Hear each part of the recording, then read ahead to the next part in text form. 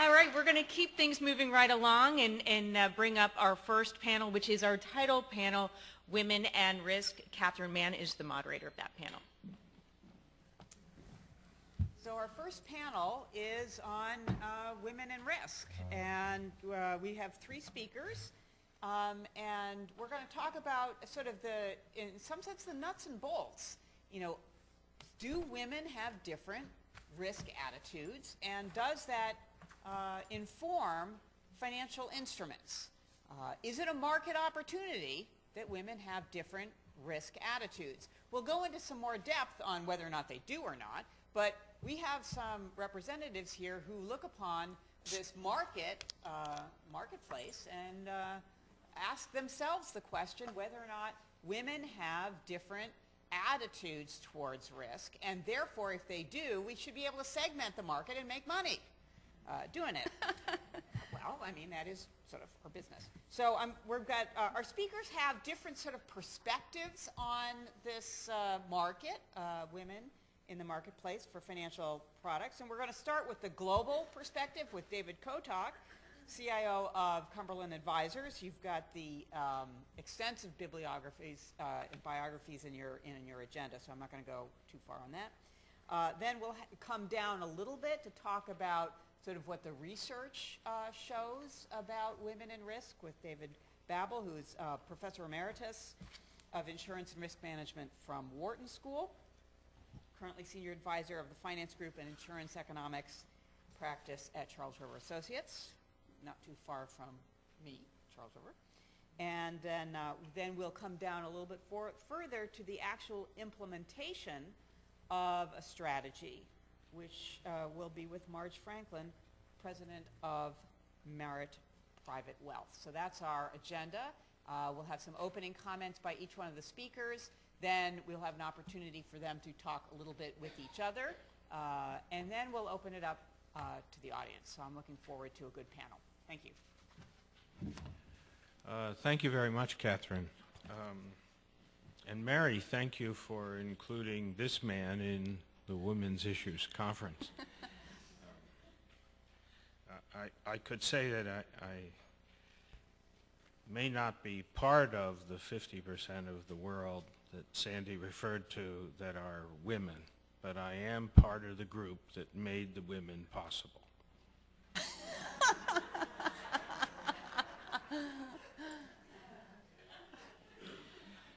In my 15 minutes, let me try to address a couple of questions, then maybe really provoke thought rather than offer answers. I thought I might think about the context of women picking up on the theme that Sandy talked about in terms of inclusion and diversity, acceptance. For me, and maybe I can digress for 1 minute, as the chair of the Central Banking Series of the Global Interdependence Center and former program chair for the last dozen years, it's been a pleasure for me to work with folks in the Federal Reserve and everywhere. And one of our central banks everywhere, but one of our very stalwart supporters and friends within the Federal Reserve has been Sandy Pianalto, and she's announced her departure, retirement from the Cleveland Fed after only 37 years. I don't understand that. And so we wish you personally and officially all the best for you in the coming times. I'm sure your additions to the condition of women and men around the world is not over.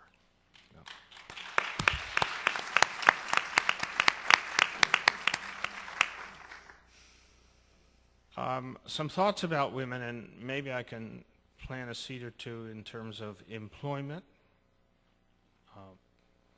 Since women,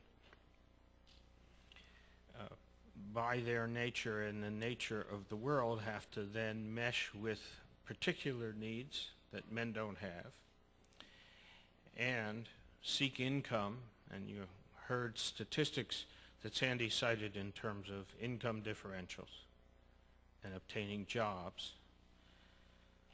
and then use my own company, Cumberland Advisors, which is one little microspect of 30 people, as an example of what we have done over the years to equalize is the wrong word, but balance roles for men and women. There are 3 women here from Cumberland Advisors. They are officers in the firm, and they are Sharon Prezant, Annette Sabo, and Phyllis Strait. In our firm of about 30 people, all of our packages and benefits, formulas, structure treat women and men equally. We do make some modifications. We think of ourselves as a service firm as output-oriented. And so we recognized many, many years ago that if a mother has a sick child at home, if you ask her to find a way to have coverage at home so she can come to the office, when she's in the office, the last thing she thinks about is what she has to do in the office. When we think through the role of women, the competitive pressures on women in the United States and how they establish jobs, and you heard the references to certain education and skills and direction. And if women don't have them, seek them, and compete for them, then they, as a group, some of them, get into the competition for income and jobs against that circle. And on a playing field that's global, the circle wins because it's such a low cost. We were at the issue of education, and we were at the issue of income levels, and this circle and the rest of the world. Now, I find this slide powerful.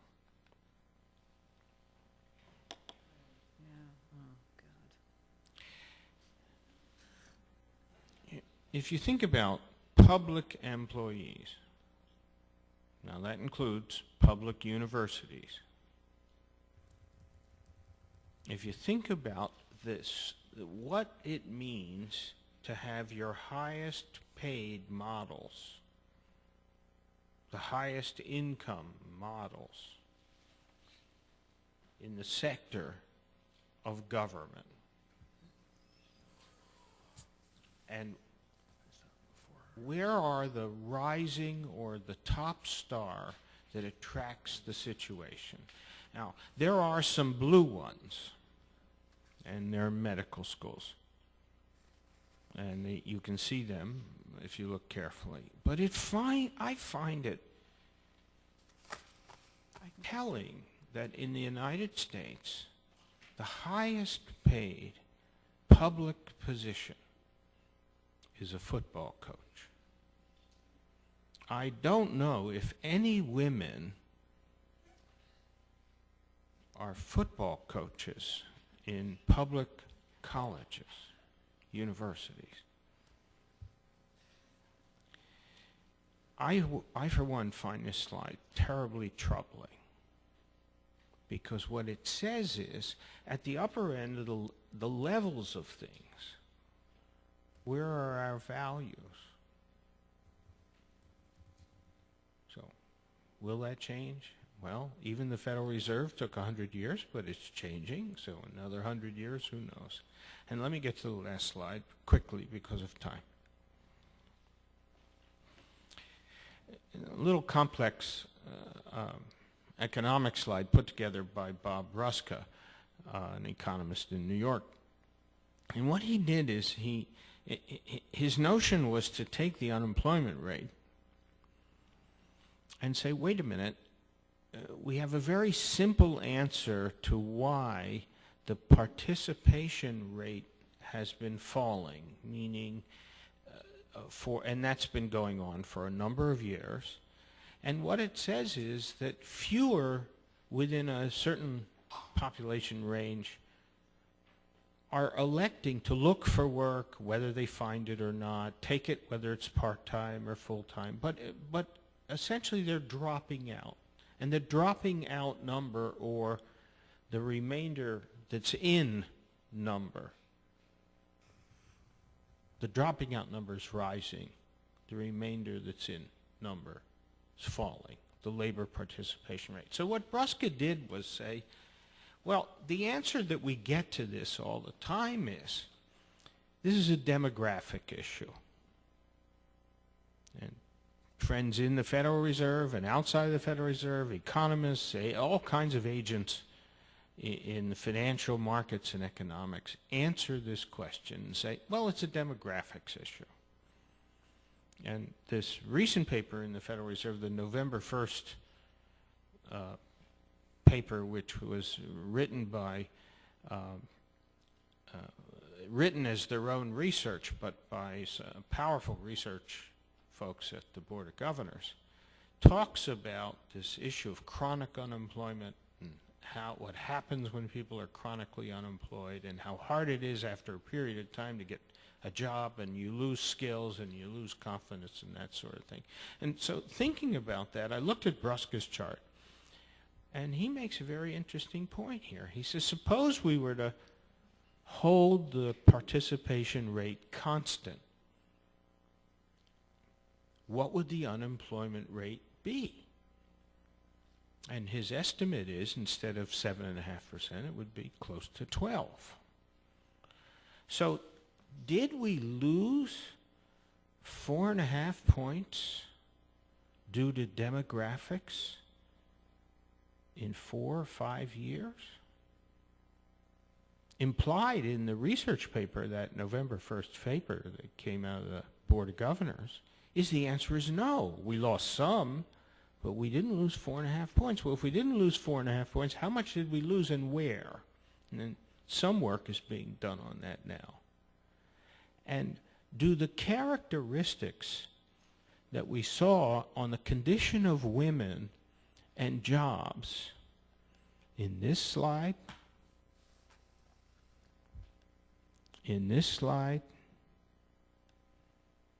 I can't go to the first slide, which was the maternal leave slide, alter the participation rate in the United States? My instincts, because I don't have hard facts data, so this is now an assertion and opinion, that's all. But it would seem to me the answer, at least in part, is yes.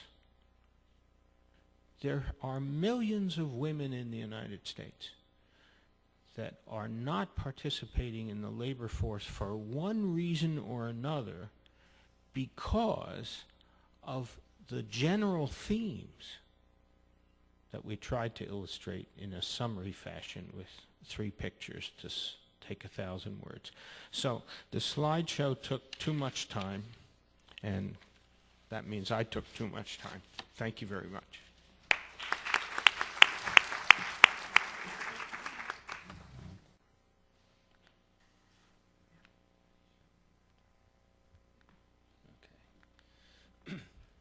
I'm going to do something I've never done before with a group like this. And it's not the first time I've ever spoken to a women's group. It's the first time I've ever tried to confine my remarks to 15 minutes. In the coffee break before we came here, one of the women I talked with, I introduced myself. It's Professor Babel, and she remarked that sounded like a redundant phrase.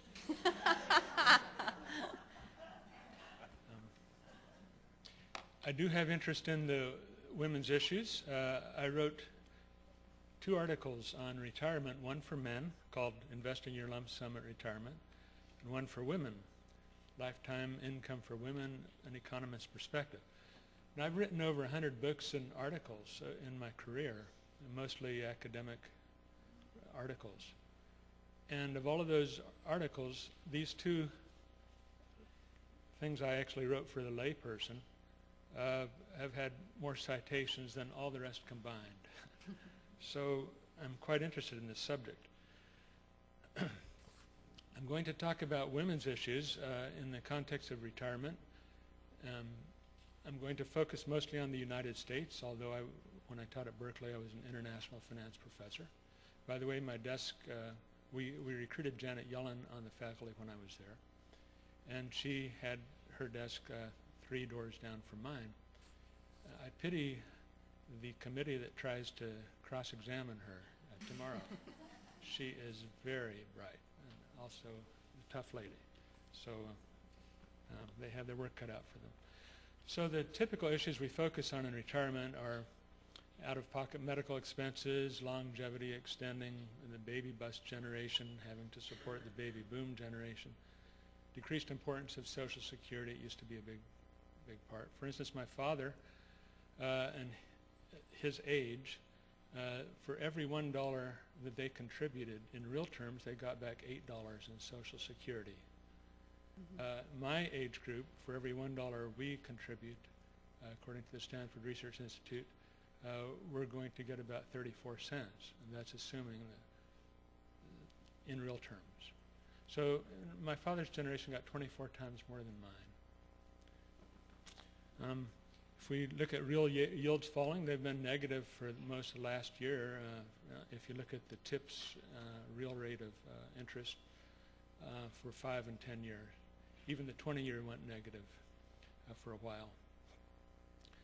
The returns on Social Security contributions are low.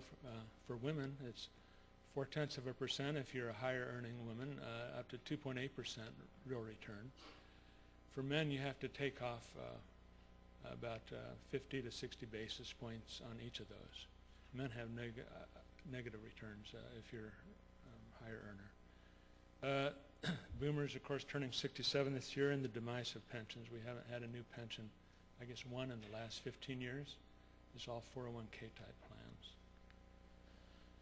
plans.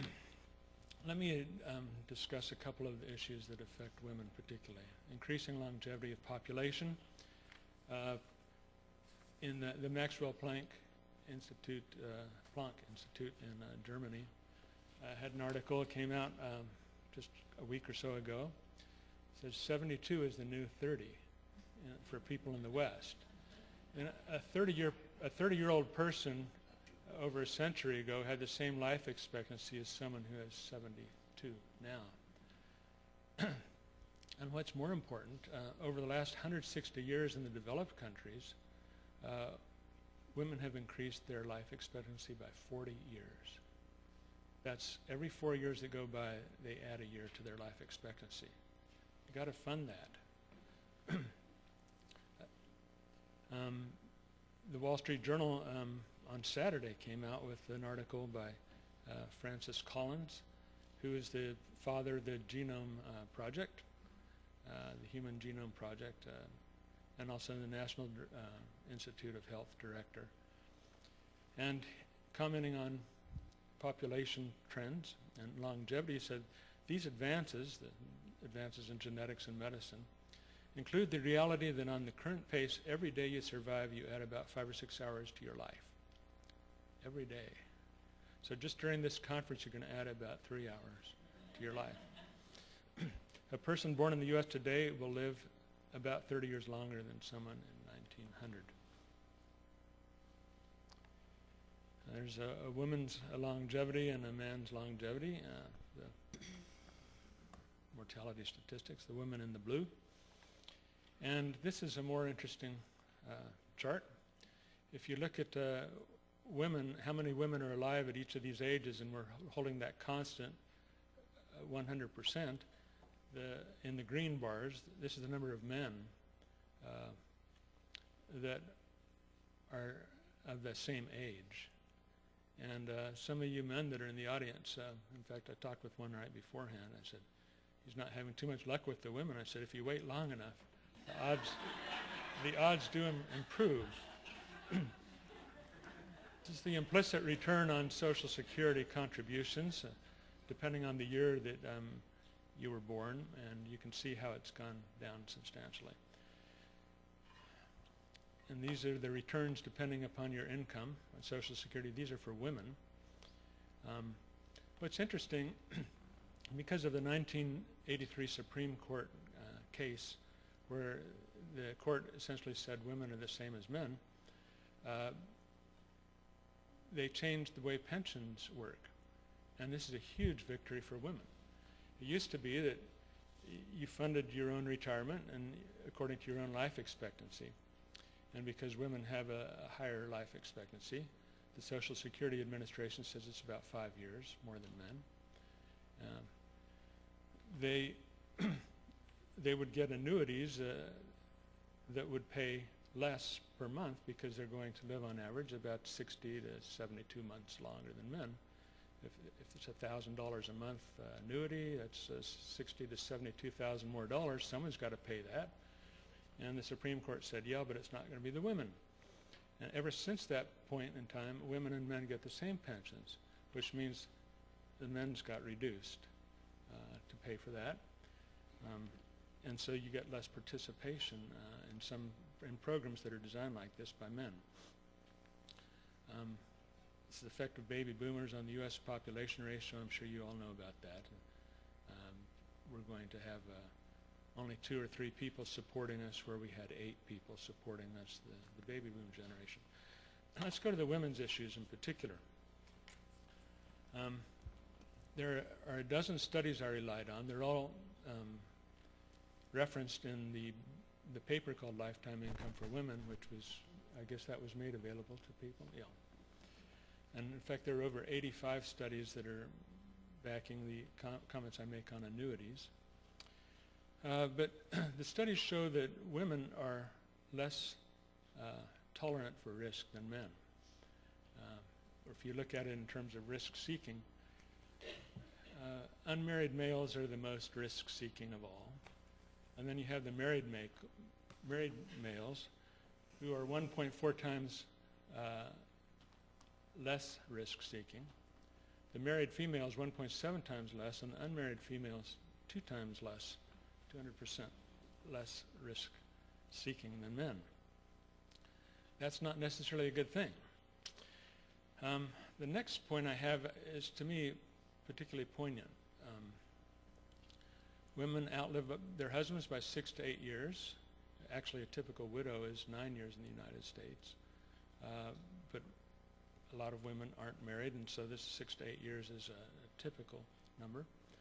And unless they participate in financial decision-making, they have to live with those consequences. Older women are 50% more likely to live in poverty than men. 75% of the residents in nursing homes are women. And the most important point here is women generally have much longer stays than men in nursing homes. More men have a younger, caring wife. In the baby boom generation, the typical age spread between men and women is 3 years. So when the man gets sick, the woman's 3 years younger, and biologically she's 8 years younger. And so she will care for the man as long as she can at home, and then she will put the man in a nursing home, and the family budget of the nursing home costing $77,500 per year. Actually, I typed that wrong. It's $87,745 per year for a private room. That's where the family budget goes. Then when the man dies, the men typically don't last more than 6 months to a year in these nursing homes. But when they go, the budget is gone. Then the woman has to live. And then when she gets disabilities, there's no one there to take care of her. So she goes into nursing home and stays like 2 or 3 years typically. The most interesting point is the last point. Military experiment. This is published in the American Economic Review a few years ago. When Desert Storm wound down, we had a lot of extra soldiers and officers that we didn't need. And so the government tried to entice them to retire. And so they offered special incentives to retire to 55,000 enlisted men and women and 11,000 officers. And the generals came up with a choice.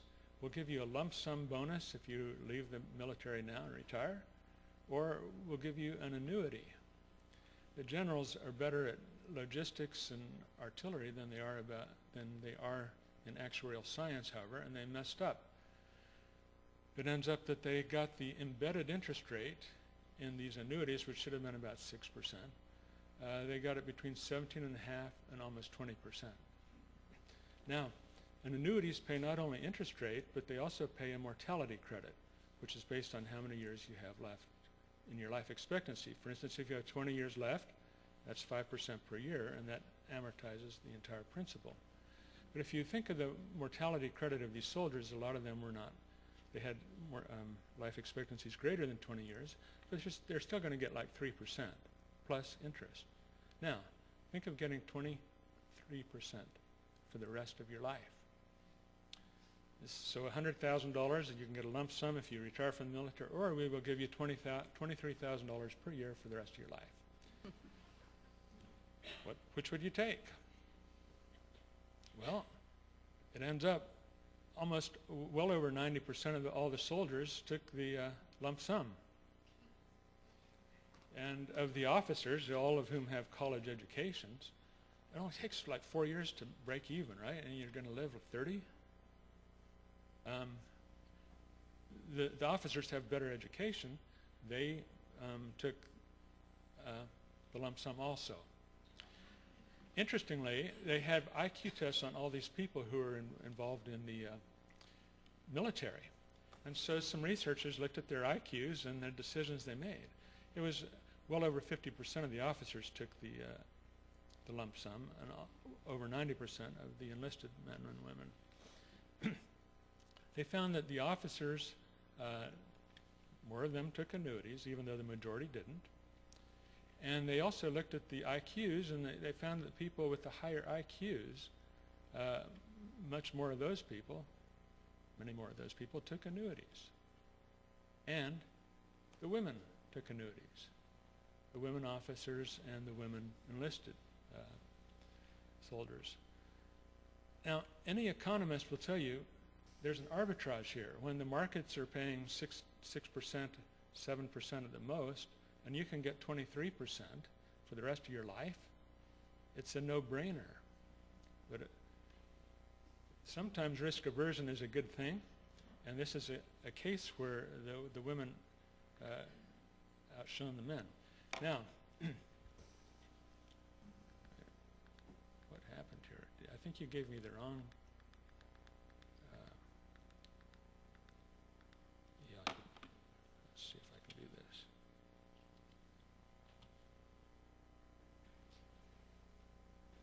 Oh well, I had some good slides that I guess. I think they're just further down. Push the down button. What happened? I had all these. You got the wrong file, so we're going to go quickly. Because Marge is following me, she has some different ideas about women and risk aversion than I do. I came up with some empirical evidence about men. This is right after Hurricane Katrina. This is how the men were coping with the disaster. This is another indication of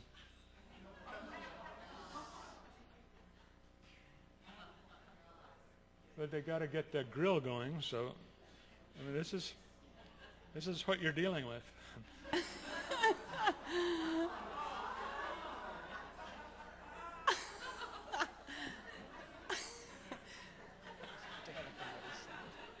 I could come up with more formal evidence, but this is, to me, this suffices.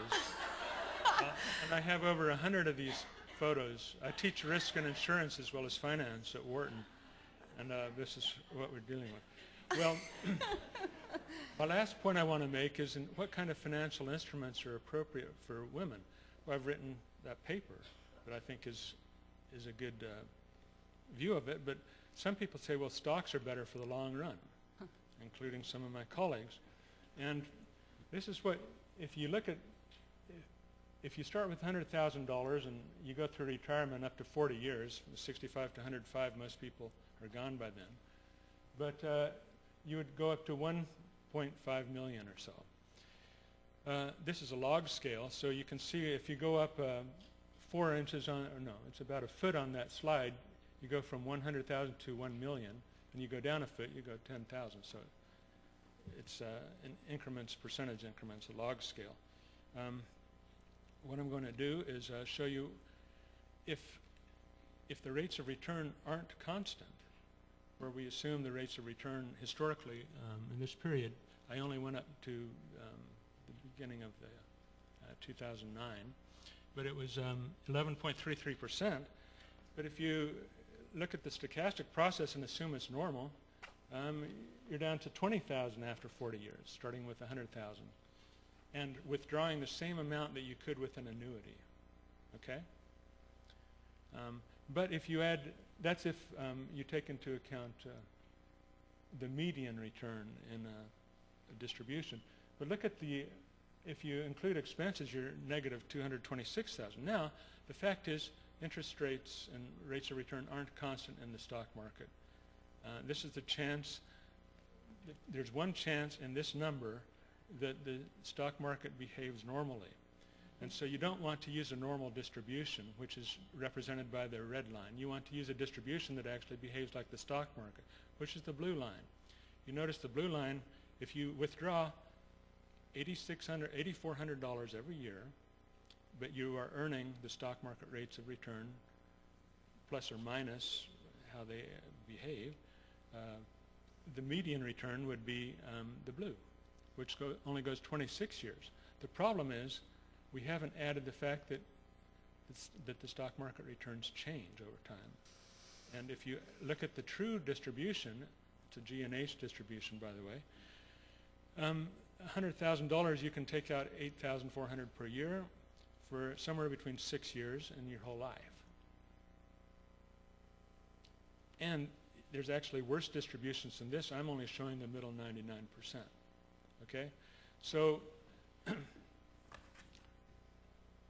the annuity that the women were electing to take in the military was paying double this rate of return. And this rate of return is an uncertain rate of return. So I'm not so sure that stocks for the long run is the way to go. In the long run, we're all dead, first of all. And then second of all, a typical person goes through 3 recessions during their retirement. If a recession happens to hit in the first part of your retirement, you're doomed. And so these life cycle funds that are being bandied about right now, in fact, they're qualified retirement investment alternative, what they're going to do is disenfranchise certain groups. For instance, whoever was born in 1948 and 49, okay, you guys are sunk. Maybe the 1950 people, they'll do fine. The 1947 people are doing great. But it's going to cause real lumpiness in the burdens that the Treasury has and the society has to take care of people. I'd like to finish by saying that the studies that came up with this target date fund idea, where you have a certain number of years of life expectancy and it switches from stocks to bonds and percentages as you get older, was very flawed. I looked at that study. First of all, they assumed that there's no serial correlation in returns. There's no momentum. If there's no momentum, there's no such thing as a bull market or a recession, is there? No.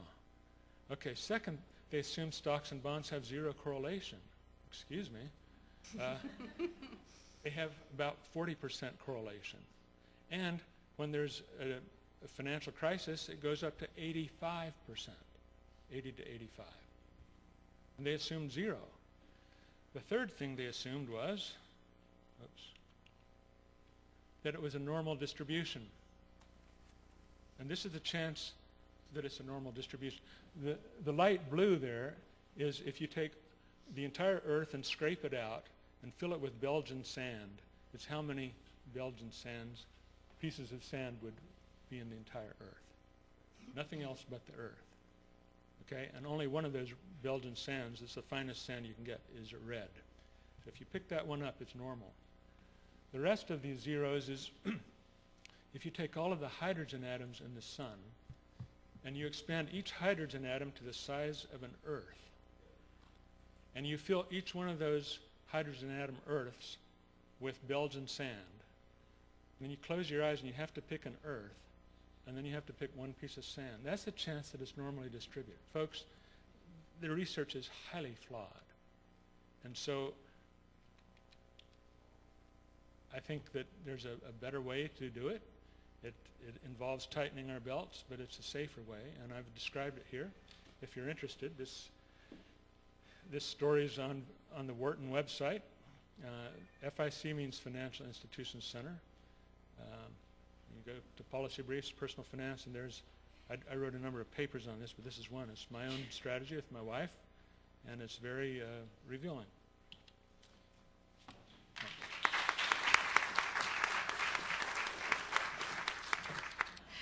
So let's get going. I actually would love to change this title to Women in Risk, Myth and Market Opportunity. So let me go through, I do have a different perspective on this. Let me start by saying that I'm a recipient of financial services, and of course I'm a purveyor of financial services. So I did actually spend a fair bit of time looking at the research. I generally do over the course of time because it's quite informative, and then I do marry that very much with what I see in my own practice, and as well as what I end up hearing about in discussions and conferences just like this. So let me start with, first of all, women are not a homogeneous cohort. Duh. My ending thesis is going to be actually what's good for women is good for everybody. The issues that Dave talked about are not specific actually to women. Issues of longevity, secular low rates of return, inadequate security systems, transfer of financial responsibility from the institution, whether it be a pension plan or government, to the individual, that is not a woman's issue. That is an issue that faces all of us. So, so let me just point out to you, I don't know how well you can see this. This is the Dove campaign. This is a remarkable, remarkable campaign. It acknowledges the fears and hopes that women have. It's much like the HSBC ads that you see. It is taking facts and turning, or a first impression, and turning it on its head. So I'd actually like to think that part of my presentation will change some of your perceptions about women and risk. Critical differentiators, obviously, among women are age. My mother ran the household budget, which was handed to her, the gross line was handed to her by my father, and that's what she did. I think my mother is terribly surprised that I am in financial services and, you know, by age and stage end up having quite a dramatically different financial experience with her than she did. However, we do actually talk quite a bit about the products and services that are available to both of us.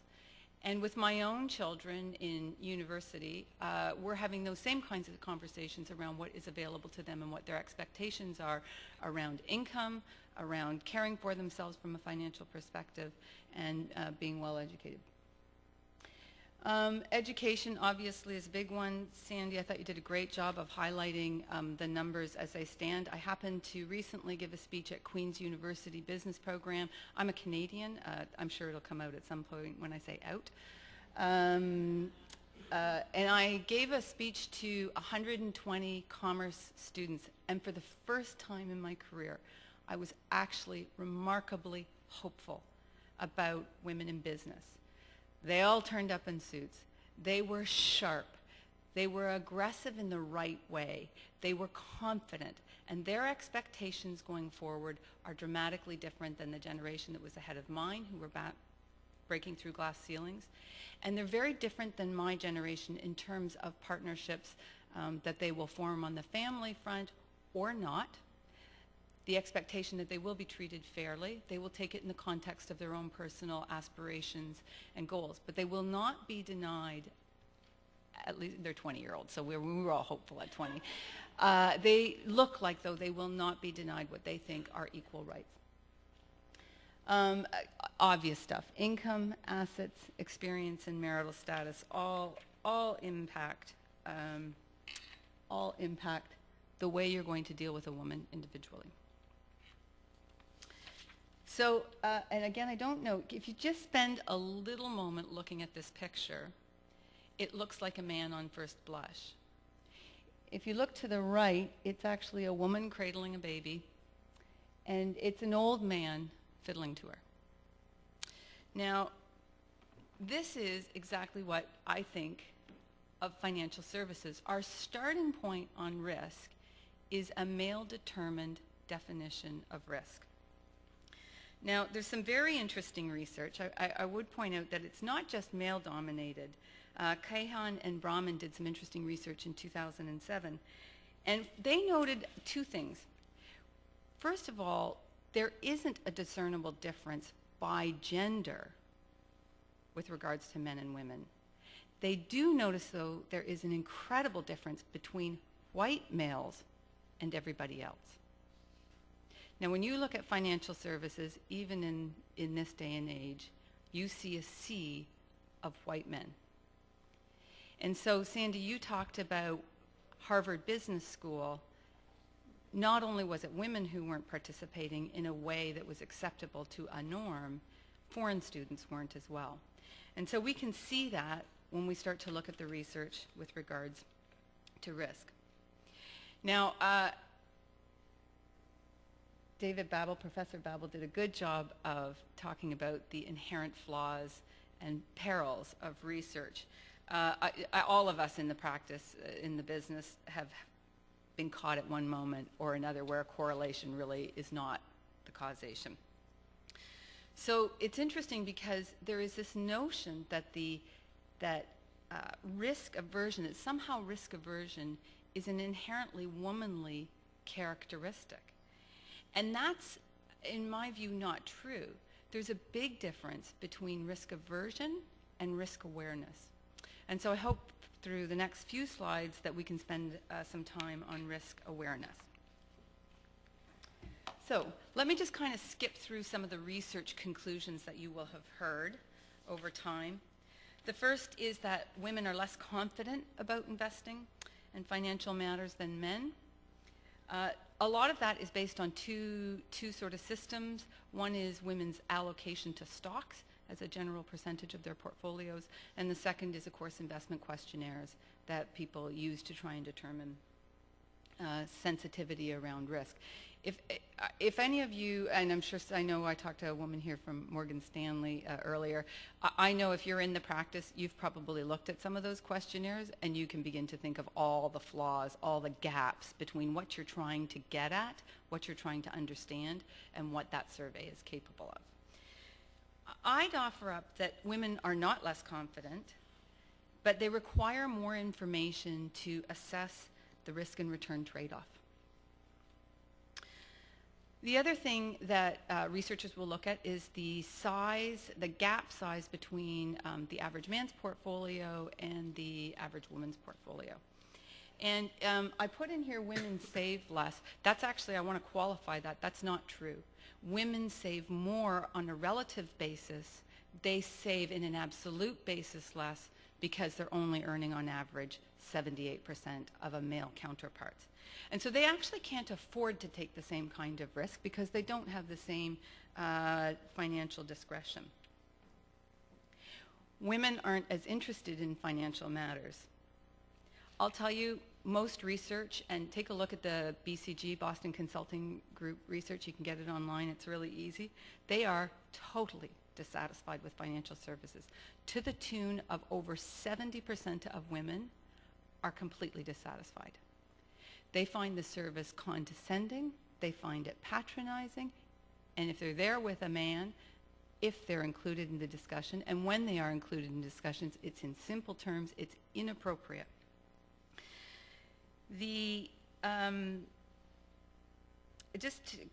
So they're prepared to wait. Women are actually prepared to wait. They're prepared to get the information, and then they're prepared to wait for the right kind of person. And then finally, I'll probably repeat this more than once. Women are risk adverse. Women are actually risk aware. There's a very interesting book that's just come out by Lauren Lofton, and she wrote How Women Are More Like Warren Buffett. So let me give you investors that they invest more like Warren Buffett. So let me give you the characteristics that are in common between both. Women trade less often than men. Women are less overconfident. Guess what? They're willing to admit what they don't know. And they're aware of their sphere of competencies. They prefer a greater margin of safety and avoid high levels of debt. They are less optimistic. They're more pessimistic about the information. And so guess what they do? They research more. They're less susceptible to peer pressure, and they learn from their mistakes. That is risk averse in the lexicon of the framework that we're using right now. I want to spend a minute or two about risk in financial services. I had the great privilege of chairing the global board of the CFA Institute. The CFA Institute is sort of the governing body for investment professionals. There are 100,000 people who hold their charter around the world, and there are 200,000 candidates around the world writing their CFAs.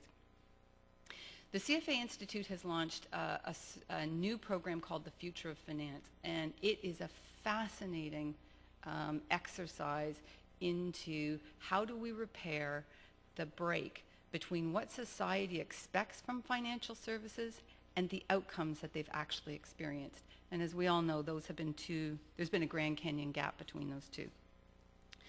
Here's the problem I see with our business. Now, I will tell you, I started in the business 25 years ago. I didn't know the difference between a stock and a bond. I landed in the business quite by accident, loved it.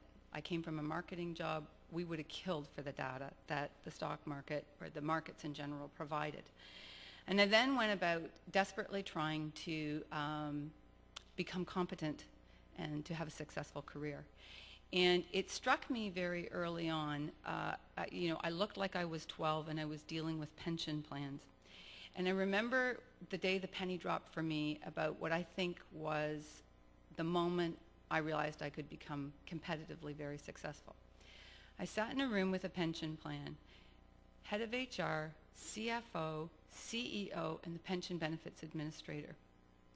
We had our portfolio manager with us from Boston, and that portfolio manager started to explain how the portfolio was working, where we had performed, where we hadn't. And I looked around the room because I was struggling to keep up with this conversation, and I had actually spent morning, noon, and night for the last 5 years doing nothing but this. And I was struggling to come up to follow along. And I looked at the room, and it was all guys, save for the HR person, nodding away. Yep, yep, yep. No questions at the end. I thought, these people really, they have no idea what this means for them. They don't understand the language, and because they don't understand what we're talking about, they can't ask the right questions, and they most certainly have no idea how to make better decisions on behalf of their beneficiaries. And at that moment, I really began to think about how we present the information to investors, to clients that have to make very important decisions. There are characteristics in our business that are, I think, deeply flawed. And I do believe that some of them come from a male-dominated business.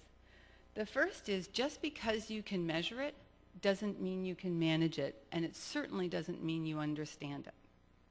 So I think about long-term capital management, about the great financial crash, certainly the banking system. When you look at the specific measurements around risk, they were measured to great precision.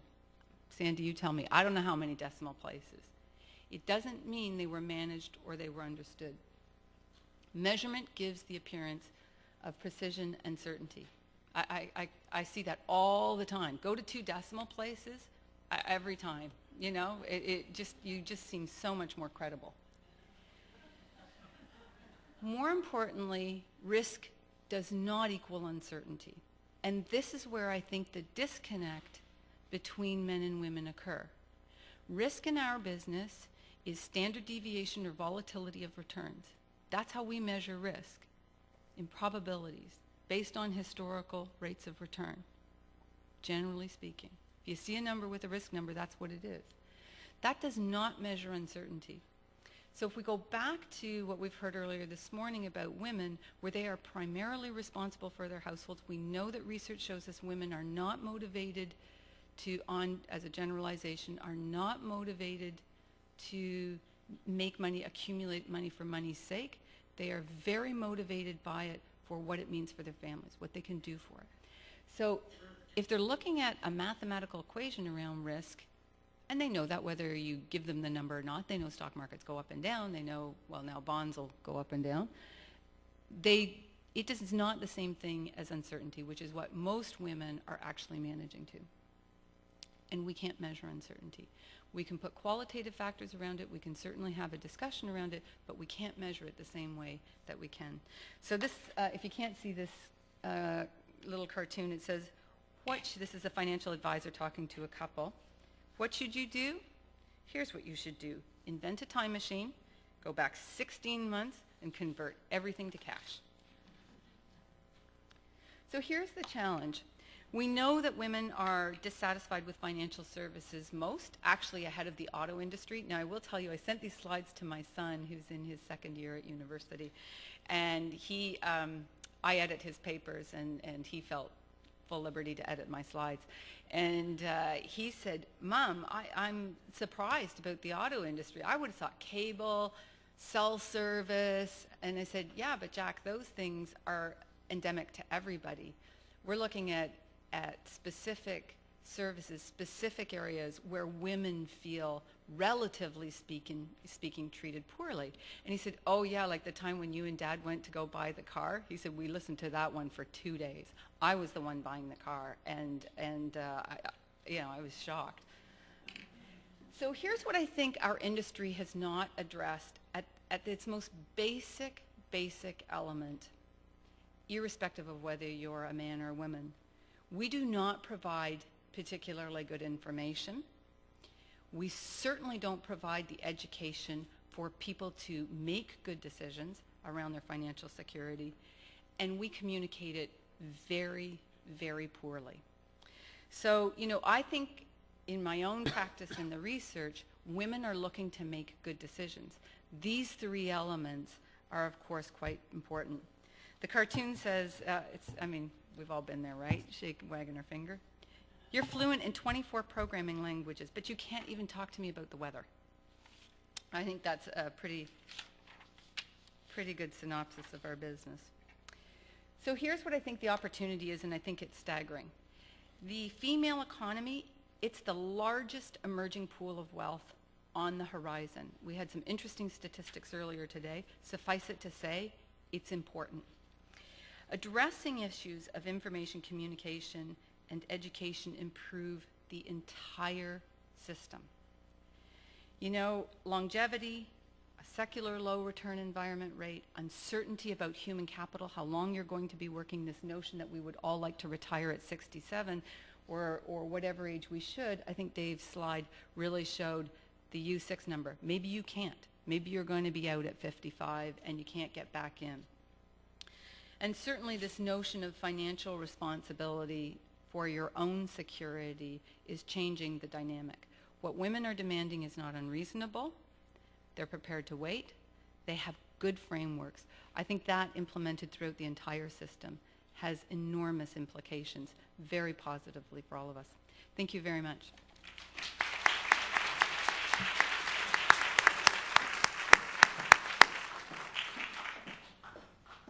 So while people get themselves organized to ask questions, we could be here just on this panel way longer than we should, and there is a coffee break here, but we have to have some questions. I'm going to take the prerogative and ask 2 to the whole panel. One is, we have legislation in place, Social Security was mentioned by Professor Babel, that makes the genders equal. The legislation is equal, as opposed to making any differentiation between the two. So should we change the legislation to be actuarially fair or gender fair? That's one question. And then the second question is, it's true that maybe it would be better if everyone had more information and used it wisely, but in order to make their financial decisions, and you're saying that would be better for the whole market, Marge. But I can think of the analogy of men don't read the manual and women do. So I still see an opportunity for a tremendously fragmented marketplace where you can make money out of giving the women and a few men who read the manual what they want. To be confident, they need information and preparedness, sort of what Sandy was saying. And for the men who are sitting in the pool with the jumper cables, you know, hey, just sell them a financial instrument and you know, we don't care. Well, I'm happy to kick off. First of all, on the Social Security issue, Mary Meeker, who's an analyst of some fame, wrote a piece, now it would be 3 years ago, called USA Inc. You can get it off the website. It's a 200 and something plus PowerPoint document. It's absolutely fascinating reading. And I think the issues of Social Security, her whole thing is if the debt to GDP of the U.S. is, call it, what is it, Sandy, 90%, 80%, on the notional level, which is we're starting to hit those Reinhardt-Rogoff numbers where you trip into it causing great financial instability. Her thesis is if you take the discounted present value of Social Security, Medicaid, and Medicare, the debt to GDP level, and don't add anybody else to those programs, just freeze dry it right now and take the present value of those liabilities, the debt to GDP is actually more like 500%. And so I think the issues around Social Security there are so many bigger issues than actually doing the gender equality. And I think once you do down, or gender adjustment, I think once you get down that path, then there's all kinds of other things. So I think they're lower hanging fruit on that one to deal with. With regards to women read the manual, men don't, I actually think there are ways to make something like IKEA. Like, give me the pictures, help me put it in language that I understand, and then the women can go to page 5 through 35. Or anybody else who's detail-oriented can go from page 5 to 35. But the first 5 pages should be in plain language. It should discuss risk and uncertainties because people then can assess if that's an uncertainty they can take. Ontario Teachers' pension plan is arguably one of the world's best run pension plans. And I can tell you that they're very clear. They don't have a problem for which there is an investment solution. They have a longevity issue. And they actually can't afford to take a lot of risk, even though all the numbers suggest they should. They're reasonably well funded, just a shortfall. They should take more risk. And when they do their analysis, they say we can't afford to take that risk for a bunch of reasons, non-mathematical. I actually think those kinds of discussions are very accessible by people. They don't need to be terribly complicated, and then you can put behind that more information to help them make decisions.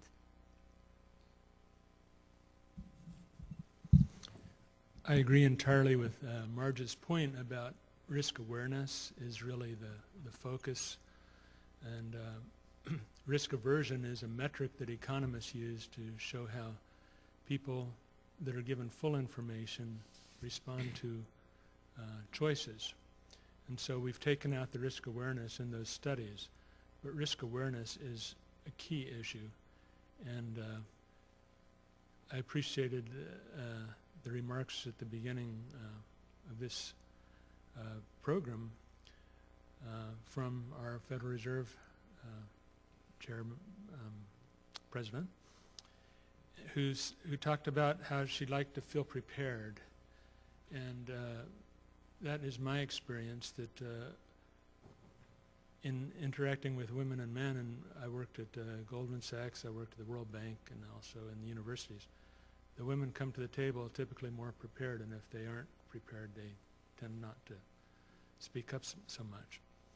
In terms of Social Security, with respect to Social Security, I'm very worried. It's not a funded program. Franklin Roosevelt, when he proposed it, insisted that it had to be funded. Congress came up with an unfunded one. It was a way to attract votes, I suppose. Roosevelt vetoed it. Congress overrode the veto. And so ever since then, we've had an unfunded system. All the money that I've put in, and I'm earning my negative returns, has already been spent on my parents' generation. I'm doing the best I can to fund my own generation, but the punchline is there isn't a generation to follow us. And there's a doctrine called the odious debt doctrine, which was basically under English common law established that if a tyrant or a dictator or a president or whatever,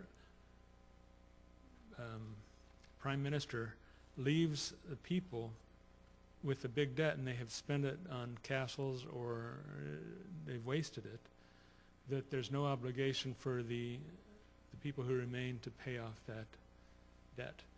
And I would not be surprised if there's a generational uprising, because there's no way we can tax the next generation enough to pay for the stuff which we fully funded, but the government already spent it. It's going to be a huge problem. So I think we need to take care of ourselves, or else open the gate to immigration or start pumping out babies or something. We can't do it the way it is now. Gender fairness in the law requires the Congress of the United States, one of the most dysfunctional institutions in our nation, to cooperate to obtain it. So anything about that would be a speculative statement and is not likely to happen, at least in the near future. Markets work. Now, a word, we manage a few $1 billion of other people's money. We have 1,800 clients, and approximately, they're all separate accounts, and about half of them, maybe more than half, are women. And they fall into multiple categories, and Mark, you described those categories well, in terms of degrees of information, and a lot of that has to do with their age and their histories. That's it. Markets work because of informational asymmetries. Markets function because of inequalities in informational distributions. Now, suppose, for example, everybody in this room were to know today that the interest rate in the United States was going to be 2% for the next 20 years. And we had the opportunity to tell everybody today what would happen. Markets would immediately, if they believed it, alter pricing of 1 million different things and become very boring, and would then seek to have volatility someplace where we didn't know the outcome. So informational advantages and disadvantages are what distinguish winners and losers in markets, and educated guesses, and lucky people. And if you're going to have good luck or bad luck, good luck is better. So I know that we're supposed to have Q&A, but we have eaten into our coffee break. So I'm going to ask all of you out there to be aggressive enough to ask these panelists questions at the coffee break so that we can be not too far behind schedule. So raise your hand out at the coffee break, please. Thank you very much for this panel. Let's give them a hand.